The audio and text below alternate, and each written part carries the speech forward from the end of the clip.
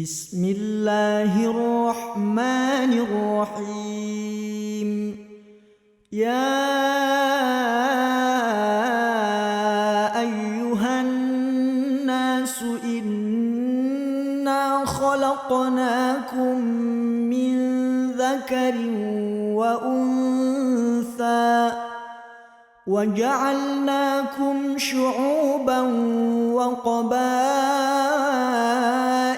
lita'arafu inna akramakum 'indallahi atqakum innallaha 'alimun khabir. Hai manusia, sesungguhnya kami menciptakan kamu dari seorang laki-laki dan seorang perempuan, dan menjadikan kamu berbangsa-bangsa dan bersuku-suku, supaya kamu saling kenal mengenal. Sesungguhnya, orang yang paling mulia di antara kamu di sisi Allah, ialah orang yang paling takwa di antara kamu. Sesungguhnya, Allah Maha Mengetahui, lagi Maha Mengenal.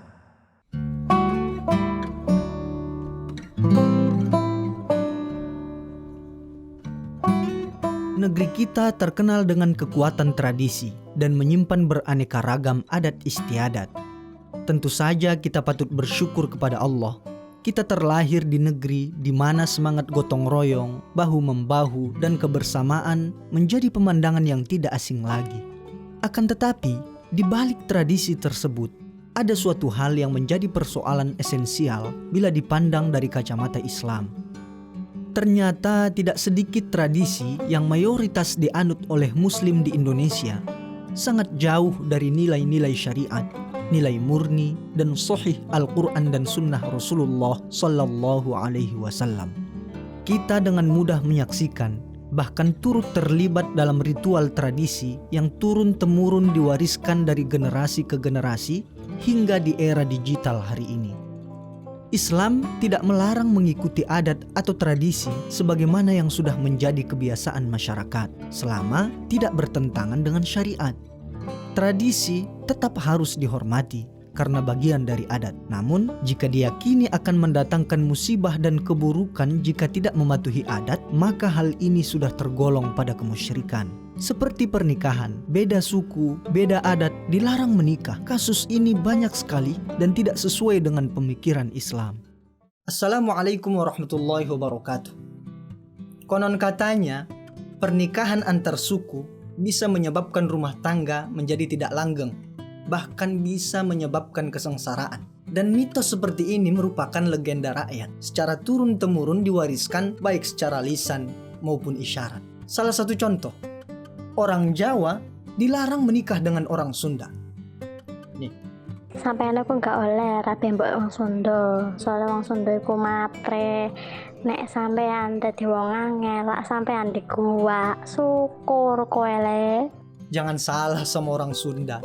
Kata orang Sunda, kudu silih asah, silih asih, jeung silih asuh. Dalam pernikahan, duit mah masalah belakangan. Yang penting kita harus saling mengingatkan, saling membimbing, dan saling mengasihi. Juga orang Sunda tidak boleh menikah dengan orang Jawa. Nih, Kahayang bapa mah maneh ulah kawin jeung orang Jawa. Orang Jawa mah koret. Ari urang mah orang Sunda beuki kana dahar. Penyaahnya kana dahar. Pokona mah ulah ka orang Jawa. Orang Jawa mah koret kana dahareun ge koret. jangan salah.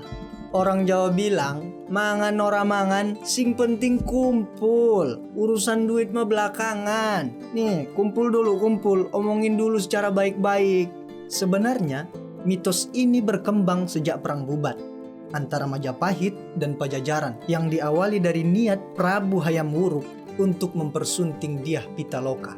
Namun pada akhirnya, perang ini membawa sisa permusuhan antar suku, sehingga muncullah mitos larangan ini. Kemudian ada lagi mitos di daerah Sumatera Utara. Orang Batak itu anti menikah dengan orang Minang. Sebabnya apa nih? Dinahang dia emang membuat kalak padang. Kalak padang ni nahulit kulitan ni. Masakan na pisyak-siyak. Nalabas ko at sungutan dito na burumo. Anggo dikunekon. Kayaknya suku mana juga banyak yang pelit. Bukan cuma Padang atau Minang aja. Di kampungku aja banyak yang pelit. Jangankan untuk orang, untuk dia sendiri pun pelit dia. Jangan salah sama orang Minang. Kata orang Minang, adat basandi syara, syara basandi kitabullah. Maknanya apa?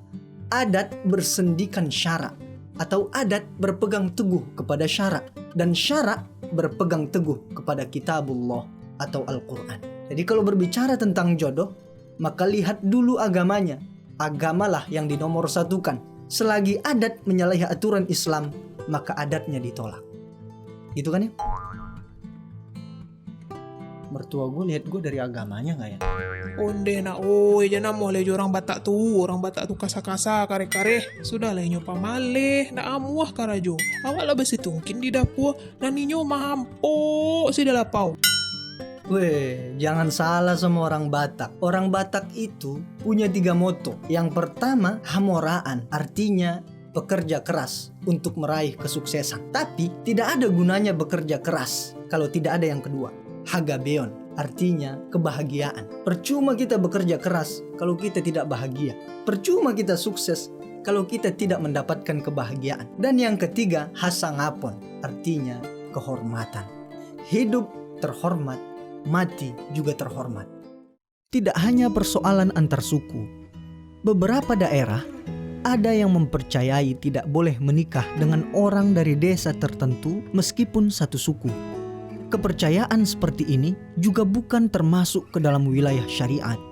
Begitu juga di beberapa suku lain yang mewajibkan membayar sesuatu sebagai syarat pernikahan. Bagi orang Bugis, wanita merupakan lambang kehormatan dan harga diri keluarga. Loh, kok mapubui ini anakku? Mapadi-padi upatuntu iletuk sarjana. Tiga-aga pedi narasa kesina cedekmu. Namo mitau miking siagang kaduimu mapubui ini anakku. Kata orang Bugis, innawa mitu den resisappa, si pudoko siram petepaja. Artinya, hanya budi baik yang akan saling mencari, saling menjaga dalam kenangan tanpa akhir. Dan sistem panaik ini bukan hanya ada di daerah Bugis, termasuk daerah saya, Batak, Tapanuli Selatan, Mandailing, dan lain sebagainya. Para mo di Boruki, sa imo boleh na binamuno, na 3 juta na. Para naman cukupi, na puno na ko korja na depe, keyboard na depe, para dito na depe. Sule, madok isi. Ako na 50 juta ko, mulyon na kamu no. Ako siro mo tujuan. Mulak. Islam tidak mengenal uang panai. Tidak ada ketentuan yang mengatur tentang jumlah dan besaran uang panai. Tetapi hukumnya mubah sebagai bentuk tolong-menolong dan tidak memberatkan kedua belah pihak. Terkait mahar, mahar merupakan pemberian seorang laki-laki kepada perempuan yang dinikahinya, kemudian akan menjadi hak milik istri secara penuh, serta tidak ada jumlah dan batasan yang ditentukan. Disunnahkan mahar itu sesuai dengan kemampuan laki-laki, juga tidak memberatkan. Sebaiknya kita sebagai umat Islam tidak menjadikan status panaik sebagai alasan utama dalam pernikahan, karena dia bukan bagian dari syarat sahnya pernikahan. Tidak jarang kita dengar pernikahan gagal dilaksanakan karena salah satu pasangan tidak menyanggupinya, sehingga berakhir dengan perzinaan, kebencian, bahkan pembunuhan karena sakit hati. Na'udzubillahi min dzalik. Namun insya Allah, bagi saudara-saudara kami yang masih menggunakan sistem itu, akan lebih mengedepankan agama dibandingkan adat dan tradisi. Jadi sebenarnya yang enak tuh kayaknya Betawi aja dah. Semuanya masuk. Apa kata orang Betawi? Nih, Tong, lu kalau mau nikah sama suku mana aja, boleh dah. Asal jodoh lu mau makan nasi uduk. Bukan yang suka nyeruduk. Yang demen gado-gado, tapi cinta lu kagak digado-gado. Terus orangnya bukan buaya, walaupun dia suka roti buaya. kata orang Betawi, di kandang kambing di kandang kebo ngeluh. Sama seperti di mana bumi dipijak, di situ langit dijunjung. Jadi setiap orang harus bisa menyesuaikan diri dengan adat dan lingkungan yang dia datangi. Persoalan yang lain, ada lagi yang dilarang menikah karena tidak sesuai dengan ramalan perhitungan berdasarkan tanggal lahir, hari lahir, dan posisi rumah. Islam tidak mengenal weton dan primbon, menghitung hari lahir dan tanggal lahir. Bahkan mengukur menghadap kemana arah rumah masing-masing calon. Dan mereka mempercayai Jika pernikahan tetap dilaksanakan, maka bisa berakibat fatal. Di antaranya, seseorang bisa jadi meninggal dunia dan mendapat musibah lainnya.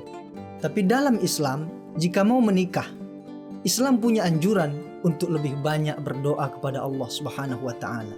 Apa yang kita doakan? Rabbana hablana min azwajina wa dzurriyyatina qurrata a'yun waj'alna lil muttaqina imama.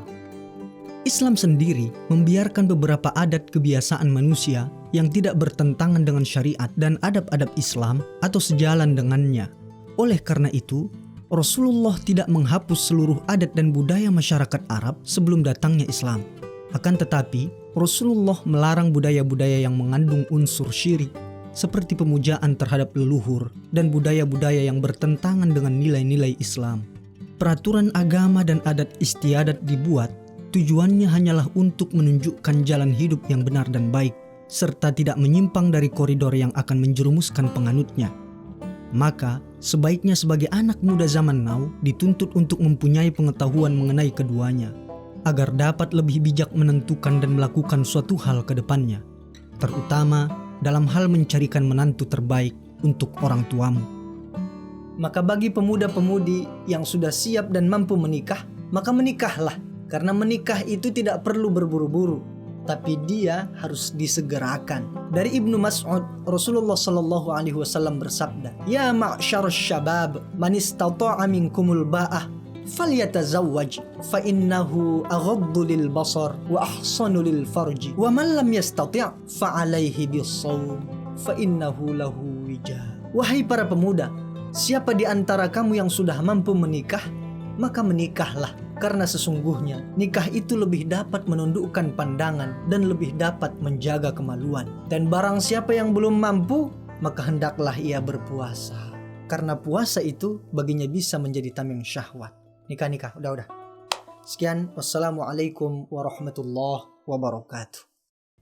Dihiasi alam manusiawi dengan cinta sebagai rahmatnya, agar dapat hidup berkasih sayang laki-laki dan perempuan, agar dapat mengembangkan keturunan demi penerus perjuangan. Bila datang rasa cinta, hati-hati dan waspada, jaga, pelihara, serta kuasailah.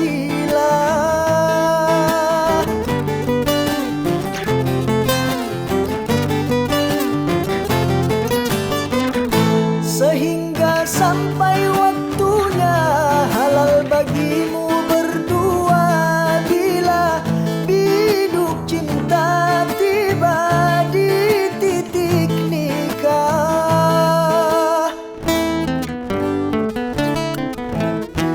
Banyak sudah tunas-tunas muda berguguran sebelum berkembang, korban dari nafsu birahi durjana yang mengatasnamakan cinta.